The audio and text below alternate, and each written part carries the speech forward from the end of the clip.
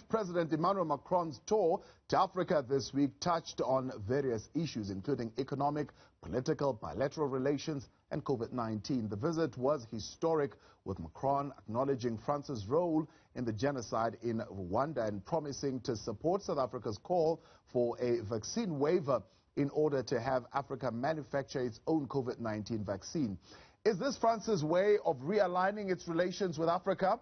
To help me unpack this, I'm joined by economist and strategist in Mali, Kasum Kuribali, Advocate Sipho Mantula from the Thabo Mbeki African School of Public and International Affairs, as well as later on we will be joined by journalists in Rwanda, the Rwanda Broadcast Agency, Ethan Tashobia, who will join me in a moment. To be a part of the conversation as well, with your views tonight, WhatsApp your questions and comments to 072-110-5584. You can tweet at Newzroom405. Gentlemen, good evening, and thank you very much for your time tonight here on the news, on In Focus. Let me start with you, Kasum. Just examine for us the French colonial record in Africa. That's where we start, but then let's put that in the context of this new strategy, others calling it a contemporary strategy, that Emmanuel Macron is adopting, seeking to almost have a new view of France in the continent as far as their association is concerned. And are you seeing that to be anything different to how France behaved previously? Thank you very much for this question. Let me make you a picture that when we compare the French-speaking countries with the English-speaking countries, we saw a very difference in the level of development. We know that English-speaking countries have more good governance than French-speaking countries, and we see those people who are looking and working with independence, and they try to find their own solution and their sustainable development. When we look at French-speaking countries, we can see everywhere from Mali to Chad and to other countries. We see the poverty everywhere. We see conflicts everywhere. We see bad governance everywhere. And we see those countries who are not able to govern the nation as you from French English countries are doing that. And when we see the last 10 years, French-speaking country population are now taking a new leadership from themselves. And France is losing its power in French-speaking countries because we want to leave this situation and to be in an integrated Africa where we, with English-speaking countries, can grow together to have a better Africa together. And when we see in the international level, the BRICS countries are now trying to get a new strategy in Africa.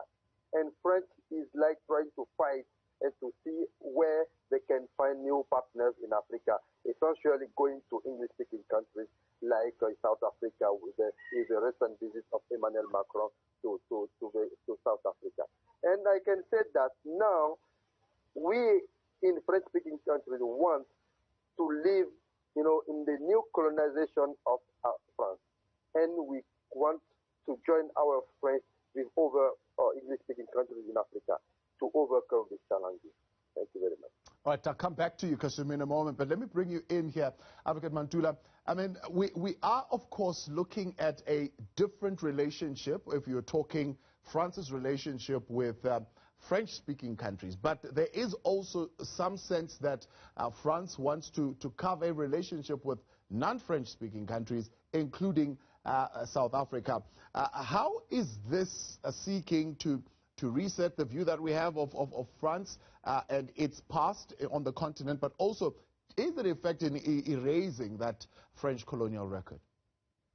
Evening, Thabo, and even to the viewers, Jumbo Africa. Thabo, you will understand if you have to realign, reconfigure the French foreign policy towards Africa. What Kasum was saying earlier, in the early 60s, France had its capacity, domination in African countries, economically first. Secondarily, they went on a military. Thirdly, they went on culture. So if we don't see these three pillars, and we see, like you are saying, trying to reset their role into foreign policies of African countries. But the key challenge is the meeting that happened during the Africa Liberation Month in May, that the first being the summit in Paris, followed by the visit in Rwanda, and coming to our country now. Now, the funny part of it, Thabo, is that beyond even the issues of France foreign policy on economy, the issue that is critical for the African continent is to understand our common identity, because that's where France is hitting us on the issues of cultural hegemony. And secondly, monetarily, all those 14 countries that were French colonies are not economically free. Their own reserves are still sitting in France. The same issue, Thabo, I'm raising finally on military. Any military strategy in West Africa, France has a blueprint.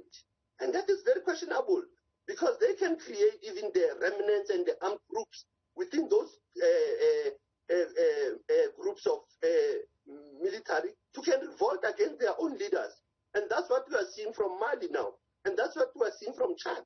And those are the issues, Thabo, that in any foreign policy, you need to respect sovereignty of African countries. And I think that's what the head of state of France was able to say, that even in Mozambique, they will be very careful that they don't tread deeply into the affairs of Mozambique without the SADC blessings. Yeah. Now, South Africa is not traditionally a partner to Paris. However, does that give then France an advantage in Africa because it doesn't have that colonial past? No, definitely, Thabo, they do. Remember, South Africa has got what you call bilateral agreements with various EU countries. And you'll understand in the 2018 summit that President Ramaphosa was moving around trying to amass the funds for this country. France committed. We saw with the financing summit how France again is showing that it can dominate the North African countries like Sudan. And that's where I can say to you, for us, South Africa, is what can be the gains rather than the losses. And I think the gains must benefit the young people, must benefit the cultural community, which he did emphasize in his meeting about cultural relations and cooperation. And I felt as Africa, since it's the year of Arts, Culture and Heritage, we need to take France into task about the issue of repatriation of cultural artifacts of the African continent. And that's where I find President Ramaphosa was silent about cultural exchange programs and how to avoid commodification and commercialization of African cultural products. And that's where I felt that we needed to emphasize that our relation with France must be on an equal basis, must be on an equal footing. Yeah. And hence, the issue of the special drawing rights, we need to always interrogate it critically. Talk to me about those French museums who looted African artifacts and how significant are those artifacts and why we need to highlight that and emphasize it. I have emphasized that this is the year of art, culture, and heritage, and any country, if it has to look at its past and its heritage, it will go to its cultural artifacts that were stolen during the colonial times. And some of them are valuable stones, are valuable minerals, are valuable texts, books that were being stolen. What they will do, it will take us back to the former President Thabo Mbeki's project in Mali, the Mali manuscripts in Timbuktu. So it is very important that we are reconnecting this past, that France earlier said that they will assist African countries like Benin, countries like Ghana, Ethiopia. There are many actually, both in East Africa and West Africa, that France has been very concerned because those cultural artifacts, they've got sacred knowledge. They don't have secrets, they've got sacred knowledge. Kasum, you seem to shake your head, nodding they're in agreement that it's just not merely enough that France or, let me say, President Emmanuel Macron recognizes the errors of the past, but there needs to be a little bit more in terms of re-examining that past, more than just the mere gesture of asking for forgiveness and reconciliation. Okay, I agree with what I said, Advocate people. I said that, France has done so much bad things in Africa, especially in the French-speaking countries, that they must come to each African country and to say that, yes, we did bad, please forgive us for that history of colonization and the slavery period and so on and so on. And as I said, most of our African cultural heritage has been stolen by this country and over colonization actors in Africa. And we need to bring back them in our country. And so that in the time now of free trade, continental free trade agreement, how we can use this continental heritage as a product to reconnect Africa, as to develop our cultural business and creative industries that can bring peace and development in the continent. This is something very important. And as the advocate said, we need to have a country like South Africa as a big player and to speak on the voice of all Africa. Now, South Africa is representing all Africa in the BRICS organization. So we need South Africa needs to take this leadership position and to speak for all of the continent and for equal to France, equal to other big players, big Western countries, to say that what Africa wants, what Africa needs, and where we can move forward in a positive way, taking back to the history they made in the continent. Let's say I'm very happy that you mentioned the manuscript of Timbuktu. President Thabo Mbeki has done a lot in Timbuktu, to save the manuscript. It's a very good world heritage. And when we see the jihadists fighting in Mali, in the north part of Mali, especially in Timbuktu, they are not destroying a lot of manuscripts. And what South Africa has done in Mali is very important. Now we are in a situation where people want Russia to come on board and to see how they can balance, the influence of France in that conflict in Mali. Right. So I want to say that we need to bring also not only Russia, but South Africa, India, China, and Brazil as BRICS countries to support Mali in that process. I want to talk to that issue, Kasum, when I return, and Advocate Sipho Mantula, as well as we interrogate the relations and interventions in Africa by France. Of course, after that visit we saw of Emmanuel Macron doing the rounds in some of the African countries this past week. In Focus continues for you in a moment. Let's get your views also on Twitter at Newzroom 405. Otherwise, you can drop us your WhatsApp messages on 072-110-5584. We're back in a moment.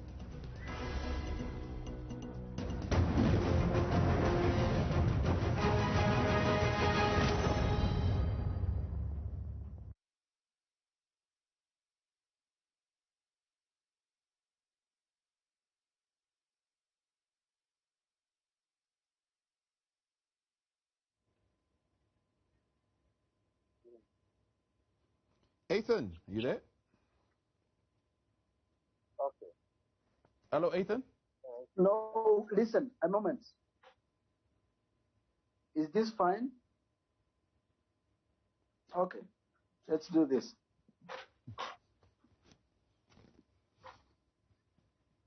Oh, good. We are good. Hey, Ethan, can you hear me? I can hear you, my brother. All right.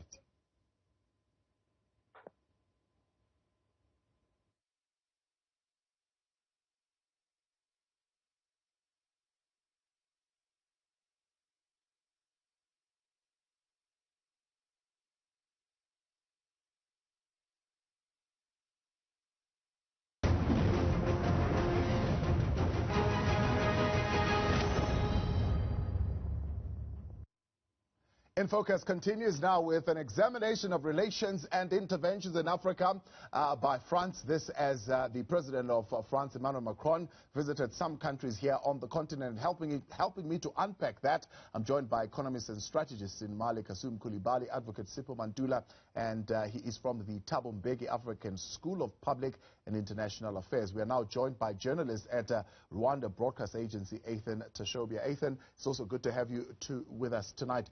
To be a part of the conversation, tweet us at Newzroom 405. Send your WhatsApp messages to 072-110-5584. Ethan, talk to me about France's intervention and how it is viewed currently as far as security is concerned, as far as the arms sale is concerned, as well as resource exploitation. We're talking earlier on about how France seeks to almost have a new view being recorded in history here on the continent. Thank you so much for having me, Table. Now, for so long, France has sort of, quote unquote, held the, still held the colonial perspective on African countries, and he has been there as a, father of these French colonies. But since the Macron's leadership, he has tried to change that. We are sort of a partner of African countries, and particularly here to the countries that were colonized by France, or where France had a role in, pre-colonial and post-colonial politics. So currently, what we are seeing now, what Macron is doing right now, someone who's very young man. I think, for instance, in far as the history of Rwanda and France is concerned. I think during the 1994 genocide against the Tutsi, Macron was about 9 years old, so he was a very young man. He's still in his 30s, turning 40, so he probably has had a few interactions with probably black French people with a history in Africa. But he has also interacted with the African leaders, and I think what he has learned from these people, according to my perspective and what I'm seeing, what he's doing, is looking at it as a way of how can we create Africa-France relations that are not, so much linked to the history of I'm your colonizer. You have to, play according to my tunes, dance according to my tunes, rather. So I think he's trying to befriend Africa, create a new relationship with Africa based on partnerships. What can you do for me? What can I do for you? What are the interests of your country? What are the interests of France in your country? I think that's the relationship we are seeing right now, and I think that's what he's going around African countries trying to preach to different heads of state and government. Advocate Mantula, is Emmanuel Macron consistent in that application? I mean, Ethan mentioning there that he's probably come in contact with black French-speaking people in France, right?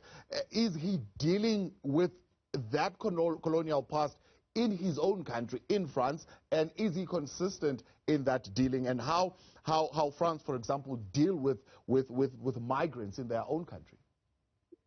So I think that the issue that you are raising, it is very correct to say that he's been very consistent. You can reflect on the past and on the African diaspora question, the issues of economic refugees, migrants. And you will understand even in 2017 coming into power, his first mission was to visit Ouagadougou, he was to visit Addis Ababa, and even you can see that his consistent visit was to try to understand the culture of the African diaspora. And you remember as a young man, he was a attaché in Lagos at some point. So if you look at his history, he has tried to learn, even relearn some of our African values and cultures. And what my brother from Rwanda is saying, it is quite true, that even for him to understand the dynamics, which on Friday, when I was talking to Ayanda, I've raised that critical question that France, there's no way it can turn its back on what happened in the Rwanda genocide, because that Rwanda genocide of April to July, we know very well that France was leading that humanitarian operation. And what is needed is the question of reparation transitional justice, and for him to give a half-baked apology. And when he was in Tshwane, you remember one of our leading journalists from this country posed that question back to him and said to him, you were in Rwanda, but it seems that you were not brave to say we give unconditional apology, despite that you have commissioned a report, which is a historical report. So if you looked about, maybe if I was shifting from your question, but trying to show you that France has dominated the United Nations Security Council for many years, since actually formation of the UN. France has been dominating security cluster. Hence, even we find still our passports in Africa is written in French. That's another colonial mentality, that we still have French passports in Africa written in French, Thabo. And at the same time, economically, like I said earlier, they are still dominating foreign reserves of African countries in Paris. When are they bringing back those foreign reserves, which they are lying, by the way, when they say it's only 5 billion, when it is trillions of monies that they have stolen since 1961. French security intervention, Kasum, in Mali, and how that has impacted that country, and whether that is consistent with this reset that Mali seeks to have on the continent. Thank you very much. You know that the first intervention has been made in 2013 when the first jihadist attacked the northern part of Mali. But since this intervention called Serval and later Barkhane, that they run to all G5 Sahel countries, and now they want to bring European countries in the force called Takuba. And we are seeing that with a lot of, planes, intelligence services, with a lot of, technologies, militaries in place, more and more space of Mali has been broken by the terrorists and jihadists. How can people understand that first with this powerful, this military powerful, with European people and U.S. people also cannot fight again, or to stop jihadism and terrorism in that part of Mali? This is one question people are asking them. Coming back to Advocate Tipo said about the economical genocide, I find that we are still running an economic genocide inside Western French-speaking countries where we are not talking about. Because when you kill an economy of a country, you are killing people every day because their right for sustainable development cannot be secured. And we are not talking about that. I also support Rwanda for what the President Kagame is doing, in the reciprocity to fight against what France is doing. They need a full apologize, no condition apologize to Rwanda, but for all colonized French-speaking countries for the destruction they have made over, 500 years in Africa. So I find that we need to join our friends at that. For the security aspect, France has said that they want to call back their troops because if there is a radicalism in Mali. And people are laughing. Is the state a radical or Islamist state, or the people who are trying to fight against the state of Mali? We are asking themselves. Because when they came in Mali, France is the one who stopped the jihadist fight in Kidal. Right. Doors. Right. So the situation we have now for us has been made by France. And we call France to end right now the terrorist in Sahel region, and we will continue to recover and to continue our sustainable development in a good government. Kasum Koulibaly, Advocate Sipho Mantula, and Ethan Tashobia, I appreciate you and thank you for joining us tonight here on In Focus. And of course, thank you for being a part of the conversation tonight.